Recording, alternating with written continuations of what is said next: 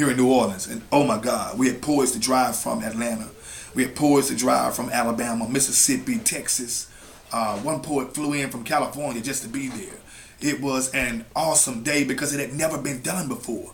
We actually went on the North Shore in Mandeville to a beach, and we set up tiki lanterns, and we actually had poets to spit with that beautiful skyline of the sun setting behind us. And as the night dimmed away, those tiki lanterns lit, and just the ambience of people who love an art sitting around with blankets and blessing each other and going back and forth, snapping for each other, learning from each other.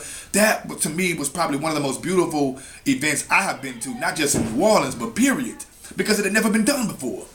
We were able to do something this year that the Slam team has been doing forever, competing among cities. But we were able to do sort of a competition among cities where open mic artists got a chance to do something similar to slamming in the form of a showcase. We started something called Rep Your City, where we were able to take poets from different cities and place them in a showcase, not to necessarily slam, but to show the best of each city. And we did Rep Your City, Atlanta versus New Orleans. And that event is an event we, as a matter of fact, won a Golden Mike Award for this year for Event of the Year. And that's an event that I don't think any poet in New Orleans is going to forget.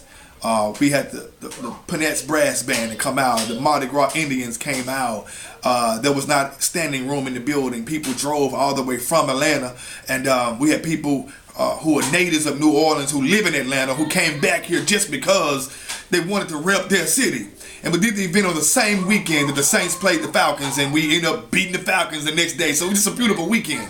But what you saw was Georgia Me, and you saw your Tanks, and you saw the best of both cities, come together in sort of a fellowship of these two cities who have long before that event been said to not like each other. These two cities are touted to be enemy cities, and we wanted to prove that the football teams may be rivalries, and we wanted to prove that there are people who may not like New Orleans and Atlanta. There are people in New Orleans who may not like Atlanta residents. But when it comes down to this art, whether you're in Atlanta or New Orleans, we're all in together. And the event was such a success. We did a part 2 to it in Atlanta. That was a huge success as well. Our poets went there. We also did Rep Your City Part 3, Dallas versus New Orleans. And so one thing we plan to do in the new year is to continue that with other cities. We got Miami trying to compete against us now. And I think another city, Tallahassee, or one of those cities in Florida, is trying to go against us now. And we're setting up a Mobile, and that can go on forever. But that was another example of an event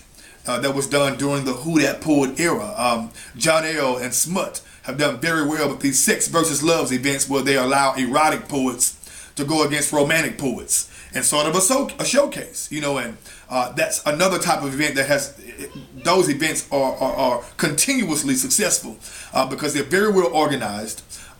They're very well planned. The people who are behind the events know their audience very well.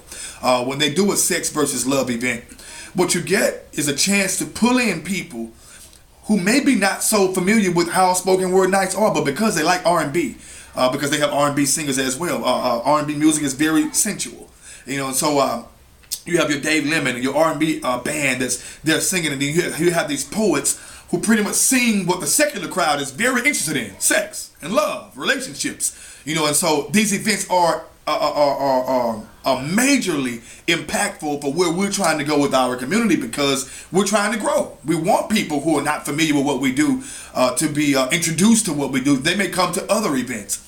And they've done very well with that. They continue to do very well with those sex verses. I think they've done 3 of them. And they've done very well. From Eargasms that Erica Murray does, which is a similar type of event. Bringing in erotic dancing into the event with erotic poetry. It's another avenue of bringing in people who don't know what we do as artists and making them, more excited to be a part of what we do.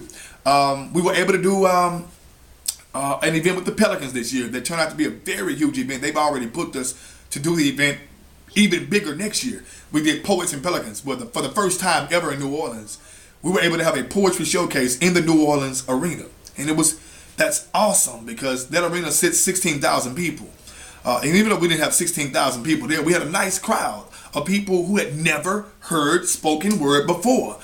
Even from their staff and administration, they had never heard spoken word performed like this, and they were just in awe at how well produced the show was and how very, very excellent our performers are. So, and with the World Poetry Festival coming up real soon, we're trying to take spoken word to bigger platforms. We want to do Jazz Fest. We want to do French Quarter Fest.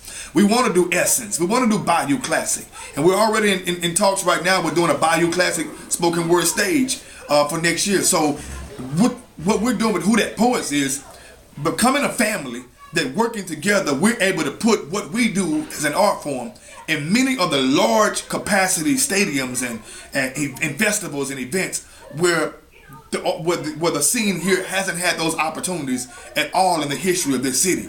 So we're taking where we have been, adding new ideas, new voices, and adding a business blueprint to what we do, hoping it will open doors that these artists that'll go on beyond us or after us will be able to get paid for doing this art, that we're received and respected in the same light of brass bands and chefs and artists, visual artists in this city. For a long time, the spoken word community has been looked at as a silent voice in the city, and we know that we are the voice of the city. When there's something going on illegal, it's the spoken word artists who speak out on it. When the police department are doing things that totally disrespect our people, it's the spoken word artists who speak on it. When there are injustices in our community, it's the spoken word artists who speak on it. Dealing with issues that affect our people, the rappers ain't speaking on that. The brass bands are playing instruments. It's the spoken word artists who will carry the voice and the light of not just where we are as a community here in New Orleans, but they're also going to share the history of where we've been as a community and where we're going. And so what we're building with Who Dat Poets right now, it's not better than pre-Katrina. It's not worse than pre-Katrina. What we're doing is embracing what was built before Katrina, adding to it to make that even better. Dig that, man. I think I got all I need. That's about 17 minutes. That was good, Hero.